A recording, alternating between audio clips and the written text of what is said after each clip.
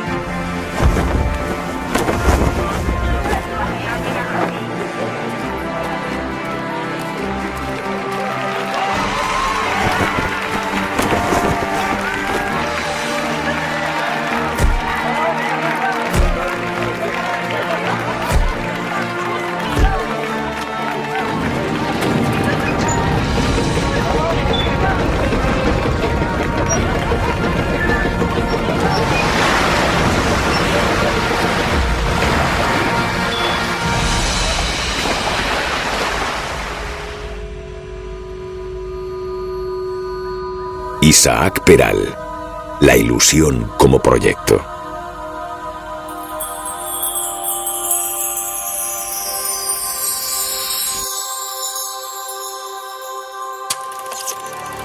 Rodeado de un ambiente de mar, el pequeño Isaac comenzó a construir una vida repleta de ilusión y perseverancia.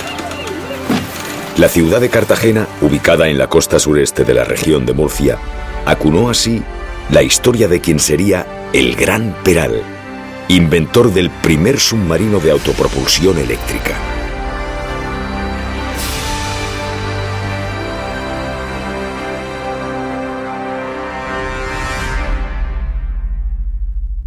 Con pasión y espíritu luchador, Peral fue superando un gran número de obstáculos y llegó a dar vida a ingeniosos proyectos en el campo de la ciencia del siglo XIX.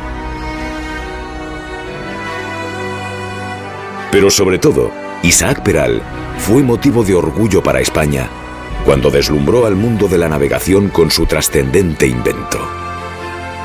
Sin embargo, poco pudimos disfrutar de ese insigne logro a causa de las conspiraciones que rodearon lo que pudo ser el mayor éxito de la Marina española.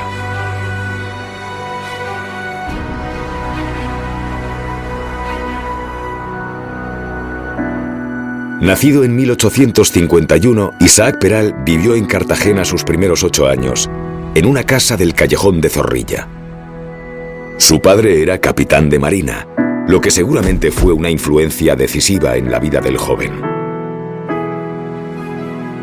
Acostumbrado a escenas de playas, puertos y navíos, el agua habría sido para él un elemento familiar e íntimo, al que llegaría a dominar en lo profundo.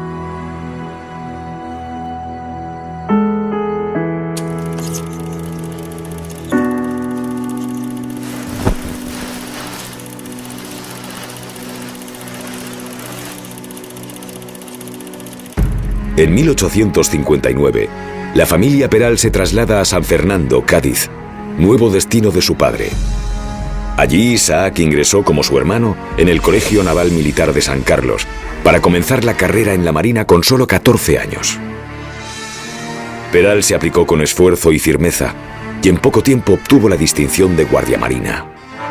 Poco después, en 1872, se embarcó como alférez de navío en la corbeta Villa de Bilbao, el primero de sus destinos navales. Filipinas, Italia, las Antillas y Cuba. Muchos de esos destinos incluyeron contiendas militares, y en todas ellas Isaac se destacaba por el valor con que defendía a España. Así, Con solo 21 años, Peral es condecorado con la medalla de la Cruz Roja del Mérito Naval por su participación en la Guerra de Cuba, a la que se une otra distinción obtenida en la Guerra Carlista en 1875. Fueron 16 años de sucesivos viajes, en los que Peral llegó a sumar 1.318 días en el mar. Sin embargo, Isaac Peral no solo era reconocido por su valentía en los conflictos bélicos. Ya entonces destacaba por su entrega al análisis y la observación, con ingeniosas elucubraciones que lograban entusiasmarlo profundamente. Después de un tiempo de viajes, Peral asume un nuevo rumbo vocacional y se convierte en profesor de guardiamarinas en San Fernando. Este giro le dio oportunidad de plasmar su primer escrito, fruto de sus muchas observaciones, el Tratado Teórico Práctico sobre los huracanes. Recibió por ello la Cruz de la Orden del Mérito Naval, esta vez por su labor científica, que no hacía más que comenzar.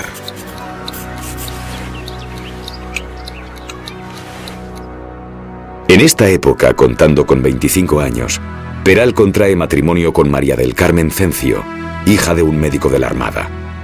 Llegaron a tener 9 hijos y fue esta familia el verdadero apoyo de Isaac durante toda su vida.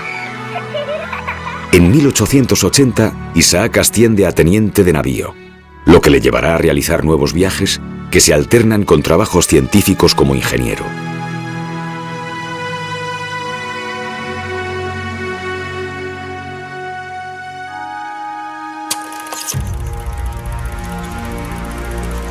Sin embargo, uno de esos viajes modificaría su historia. Accidentalmente, Peral es herido en la sien por un barbero. Ese incidente le provocaría consecuencias inimaginables.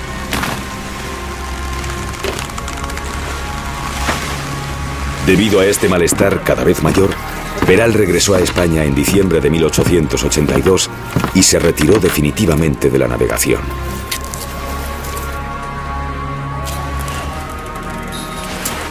Pero la dificultad no iba a detenerlo. Perseverante y luchador, Isaac pasó a trabajar como profesor de física y matemática en la Escuela de Ampliación de Estudios de la Armada.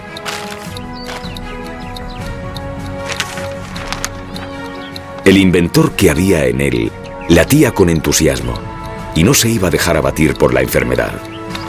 Por el contrario, el nuevo escenario sirvió para que el profundo Peral, como le habían apodado desde muy joven en la Escuela Naval de San Fernando, por sus habituales reflexiones intelectuales, siguiera adelante con las ideas que venía forjando sobre lo que él llamaba el aparato de las profundidades. Peral guardaba en secreto sus planos mientras maduraba el proyecto.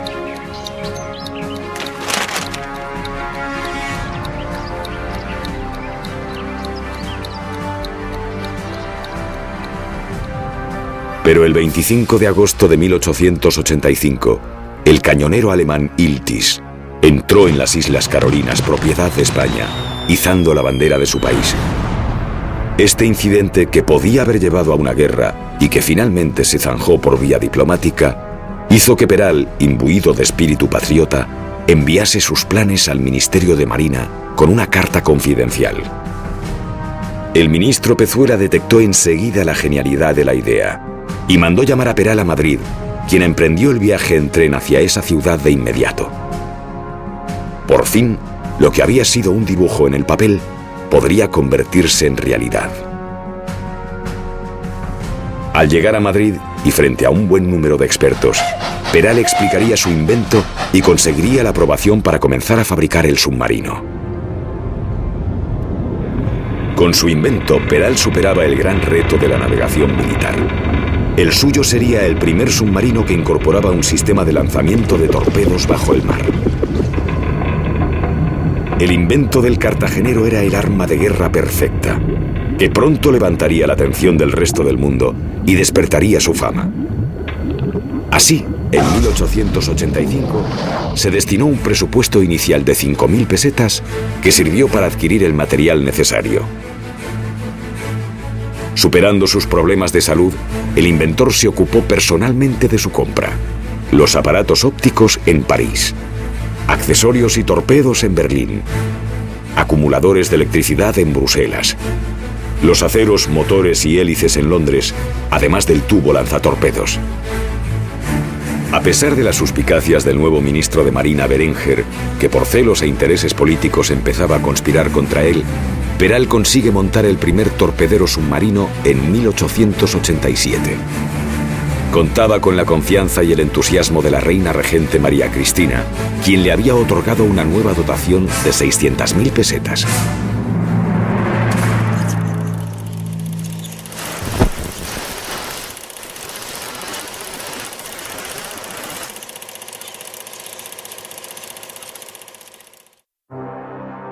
El Peral veía la luz. Se trataba de un invento revolucionario con el que España pasaba a los anales de la navegación para siempre. Con su casco, cuadernas y mamparas de acero, el submarino de Peral se adentraba en el mar y también en la historia. Consistía en una nave de un solo casco de 22 metros de eslora. La manga y el puntal medían casi 3 metros cada uno.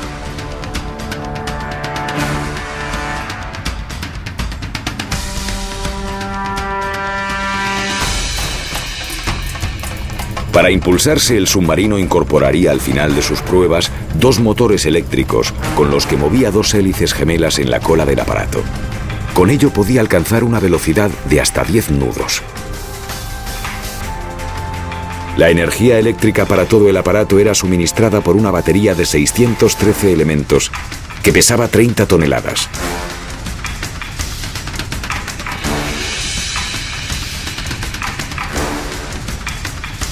Dos acumuladores eléctricos de 30 caballos cada uno suministraban corriente para hacer girar unas dinamos, las cuales, por rotación, movían a su vez las 2 hélices que hacían subir o bajar el submarino. Estaban dispuestas una en cada extremo en el eje vertical de la nave. Este par de hélices tenían la función de mantenerlo estable en inmersión. Asimismo, y como gran originalidad de Isaac, un sofisticado aparato de profundidades permitía el hundimiento y salida a superficie del submarino según se llenaran o vaciaran de agua los tanques diseñados para tal fin. De este modo, el peso del submarino era de 77 toneladas en superficie y 85 en inmersión.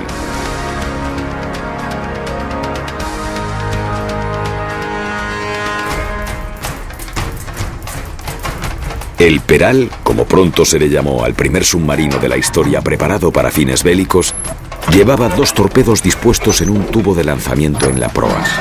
Contaban con 2 tapas herméticas, lo que permitía el disparo y recambio al disponer de espacio para 2 torpedos de reserva.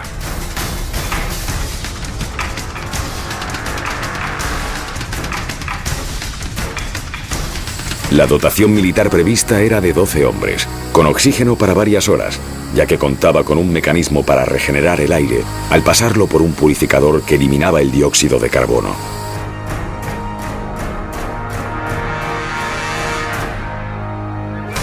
También fue idea de Peral el tipo de periscopio incorporado con una serie de prismas que reflejaban el exterior.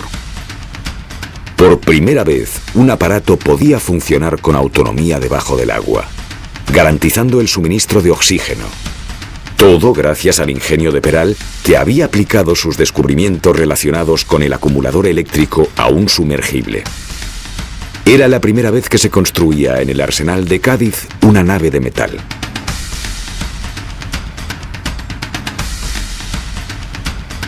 La gran ilusión, fruto de su incansable perseverancia, se hacía realidad.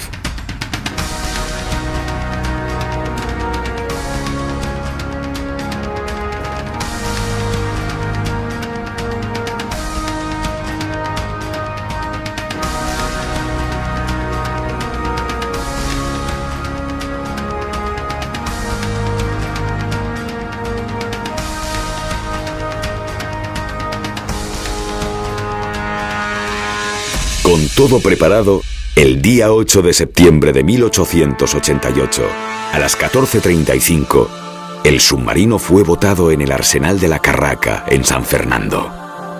Las damas que habían sido invitadas al acto de botadura recibieron como recuerdo un abanico hecho de papel y madera con el rostro de Peral plasmado en él, junto a la imagen de su invento y de su poderío bélico, rodeado de gloria.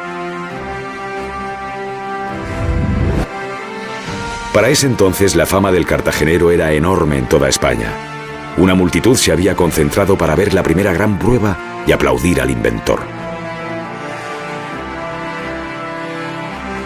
A partir de allí, Peral fue también rostro publicitario de tiendas de comercio, de etiquetas de jerez y cigarros, de cromos, de cajas de cerillas y chocolate, y aún mucho después fue recordado como una gran celebridad española en sellos postales, canciones, monedas y emblemas.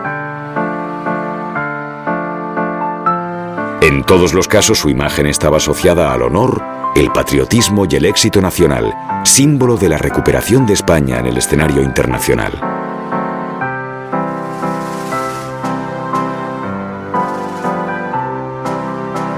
Las noticias del éxito se propagaban y todo el mundo deseaba abrazar al inventor.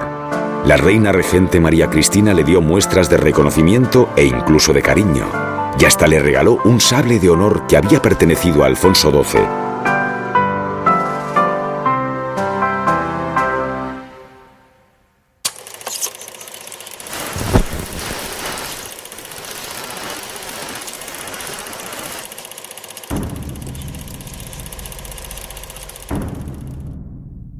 Pero las envidias y los intereses ocultos pudieron más, y la junta de expertos, con la influencia de algún interés político, desprestigió el nombre de Peral y las cualidades de su invento. El submarino, que iba superando una a una todas las pruebas, empezó a recibir sin embargo falsas críticas. Llegó incluso a sufrir un sabotaje el día de la gran prueba del lanzamiento de torpedos contra el buque Colón.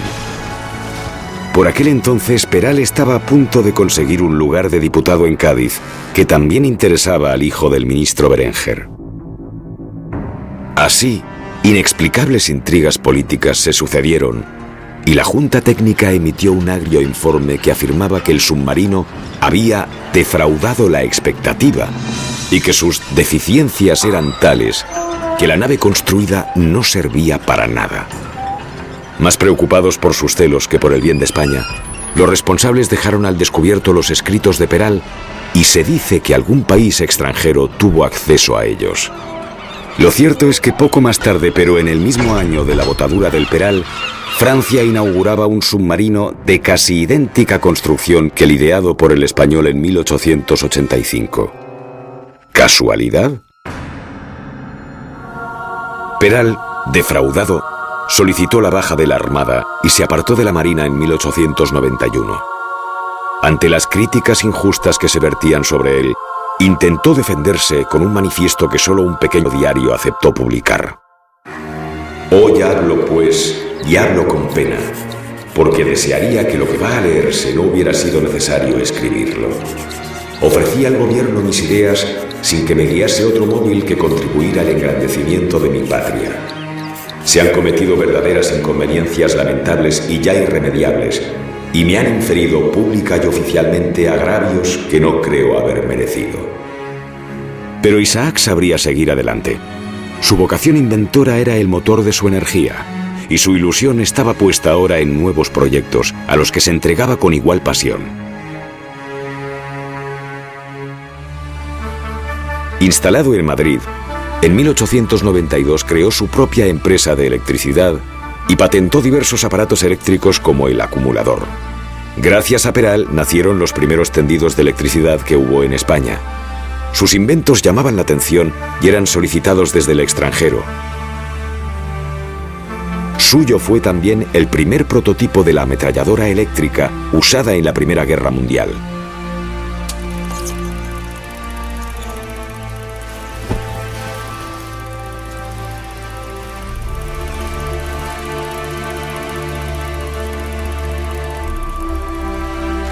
Tal vez a causa de su incansable actividad, se agravó la enfermedad que lo acechaba desde aquella lejana herida en la sien en 1880.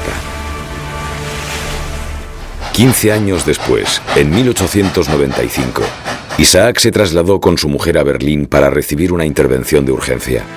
Pero una infección aceleró lo que ya era una muerte segura. En mayo de ese año, y con solo 44 años, moría en Alemania uno de los hombres más ingeniosos en la historia de la ciencia española. sus restos fueron trasladados a Madrid, donde pasó inadvertido en el cementerio de la Almudena. Pero en 1911, Cartagena rescató a su hijo de aquel olvido y lo devolvió a su región de Murcia natal. La ciudad que había visto nacer las primeras ilusiones de Peral tenía la determinación de acunar ahora sus sueños y recordarlos ante el mundo.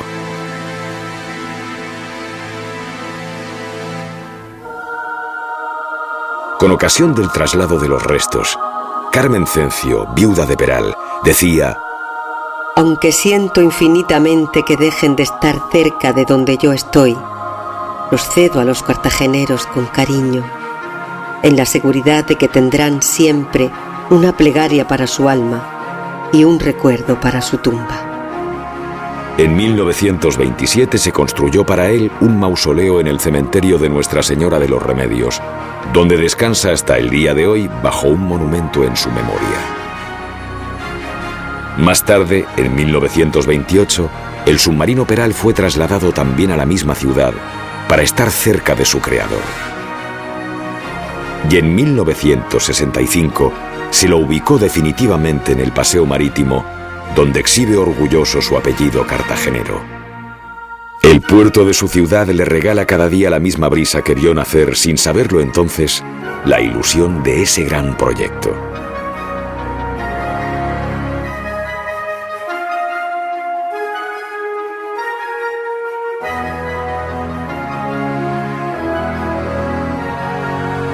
Parece simple, del sueño a la idea, de la idea al invento.